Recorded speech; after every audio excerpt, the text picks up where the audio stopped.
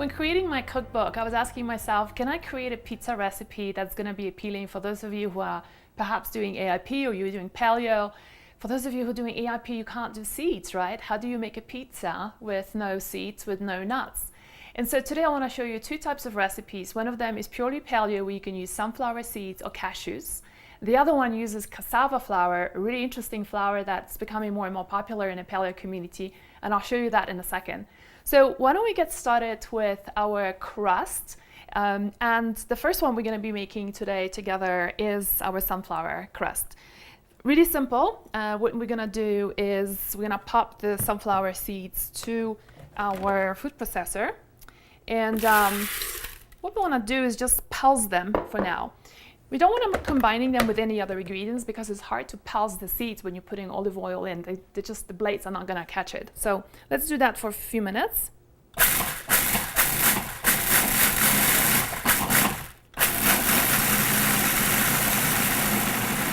We want to pulse it to a point where the sunflower seeds look like a flour. And so it's not there yet. So let's do that for a couple more times.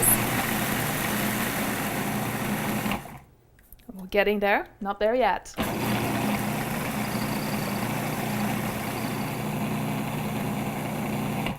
All right, let's take a look. So that's about the right consistency we want. Let me show you what it looks like. So it looks like flour, like a seed flour. It's never going to be the same consistency of a flour, of a grain flour, but that's exactly, it's good enough. That's what we need. I'm going to transfer that over to a bowl. Now you can do exactly the same thing with the cashews, and that's one of the beautiful things about it. I'm using sunflower seeds today because that's what I had, but also I kind of prefer it because they're kind of fatty and just delicious. If you want an additional flavor to sunflower seeds, you can also roast them before you use them in this recipe. Now, if you decide that this recipe really agrees with you and the whole family loves it, and I can tell you that a lot of my assistants who worked with me on preparing the cookbook have been testing the recipes together with me. And one of the things that this recipe became a family favorite in so many households for both sunflower as well as the cashew. So the next thing we want to do is we're going to be adding psyllium husk. It's an interesting, it's an interesting binder. Since we are not using eggs in this pizza recipe, what we're going to be doing is by adding water to psyllium, what's going to happen is going to thicken and is going to bind our pizza and keep it together, basically. Olive oil, just a touch of olive oil. And then I want to just show you, I've actually pulled out this olive oil. I want to show you, I'm using not only extra virgin olive oil, but it's also one that's unfiltered. So if you look at the color, it's got this rich green color. And that's one of the beautiful things about using unfiltered olive oil is that it is full of phenols, which are highly anti-inflammatory. And so don't be shy and do pick up some once in a while. Unfiltered olive oil is going to be so totally worth it. The next thing we're going to be doing is adding half a cup of water into our mixture, and that's what's going to give it the liquidity that we need. And we just mix it together. Let me add a pinch of salt. We'll do a pinch or a dash. A dash is like 2 pinches. If you want to be very technical about it, a dash is 1/8 of a teaspoon. And then we have a pinch, which is 1/16 of a teaspoon. Most people don't know this, right? There we go. And so at this point, you can see the consistency is really liquid. And you were wondering, how is that going to be for a pizza dough, right? For a pizza crust, how is that going to feel? But I can tell you one thing, that it's going to thicken a lot. And so the first thing we want to do is pre-bake it. And then we're going to put it the topping, and you're going to have a choice of 2 different toppings. And I'll show you that in a second.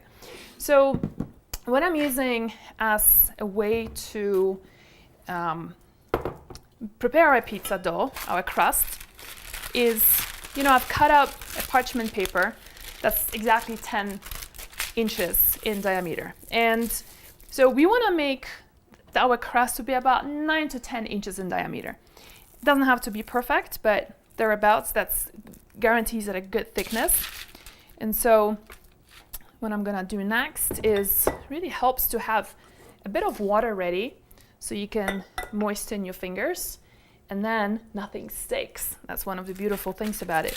So by creating the dough or cutting out, the parchment paper to an exact round circle like that will just enable, so kind of guide us, will help us to know how far do we need to press out the dough. As you can see, it makes it so much easier when we dip our fingers in a bit of water.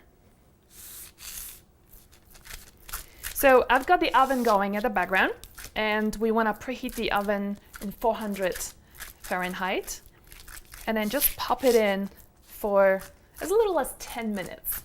And then we're going to choose the right topping and then pop it back in again.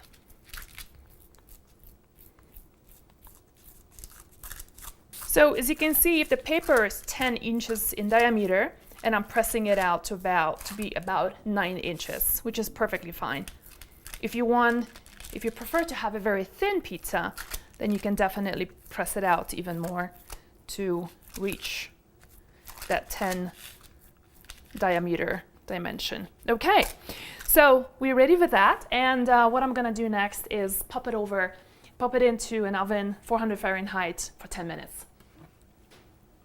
The topping I have chosen for our sunflower crust is going to be with medicinal mushrooms. So I'm going to tell you about them in a second, because it's one of my favorite ways of bringing mushrooms into your life.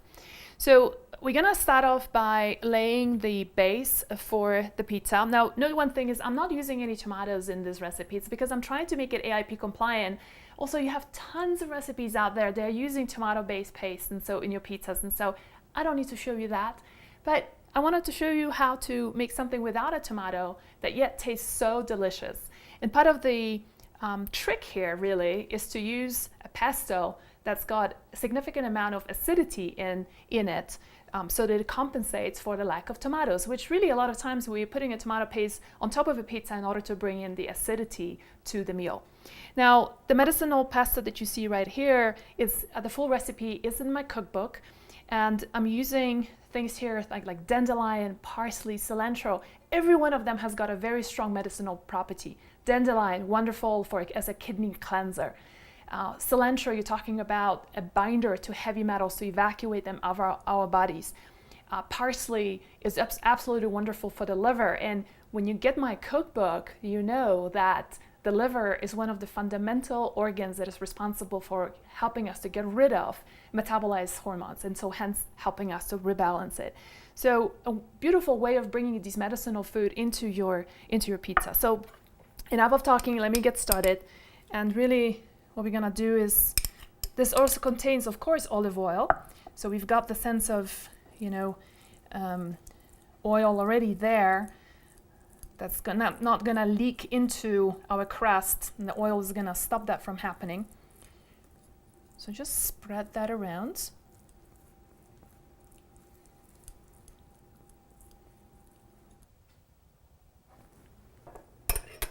The next thing we're gonna do is create the actual topping. So I'm gonna start off with chopping up the leek. I'm gonna do it as thinly as possible. Note how I'm holding the knife in.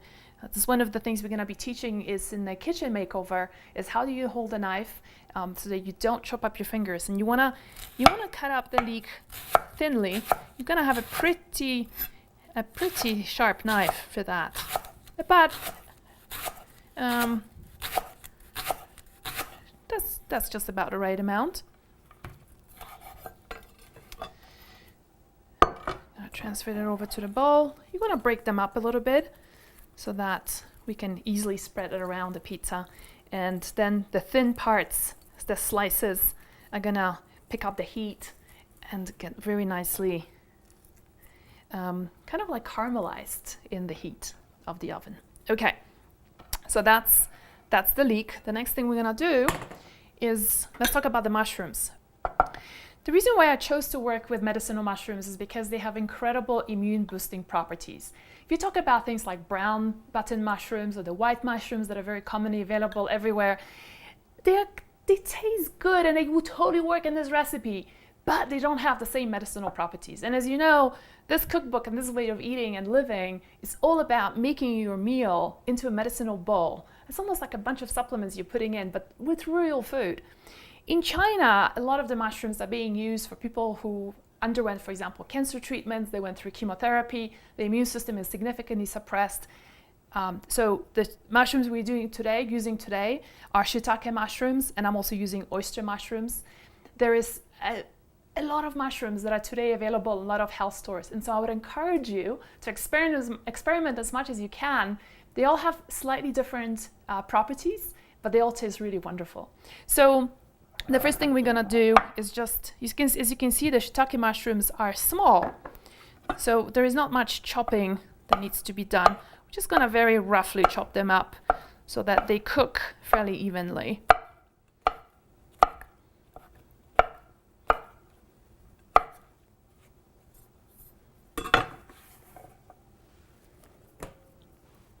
Oyster mushrooms, beautiful mushrooms as well.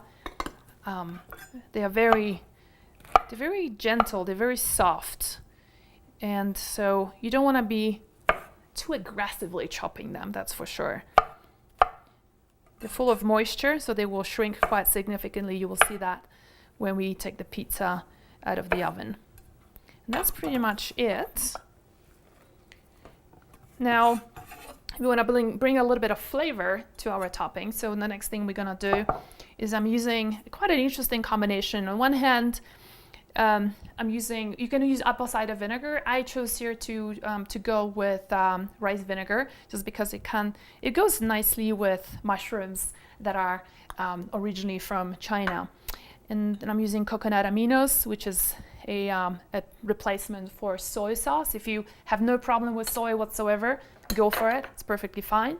Using olive oil, the one I was telling you about earlier, that uses that's unfiltered, so beautiful phenols right in it, fully nutritional.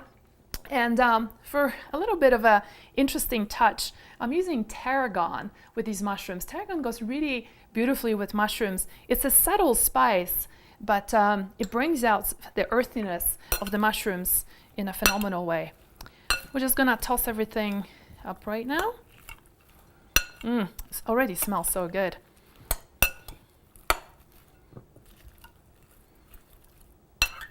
And we're just gonna set it right on top.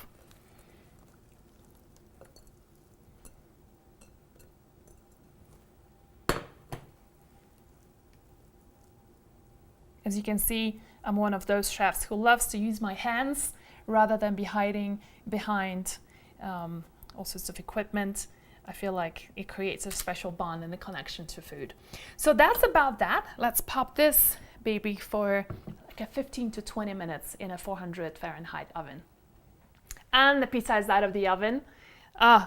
If you could just be here with me right now to smell it. It smells beautiful. You know, there's something so earthy and wonderful about mushrooms. It just feels like as if you walked into a forest, and it's just that sense of freshness and earthy smell that it just fills up the entire kitchen. I promise you, this is gonna be one of the favorite recipes in your household. So remember, we made this crust with sunflower seeds. You can make the same thing with cashews.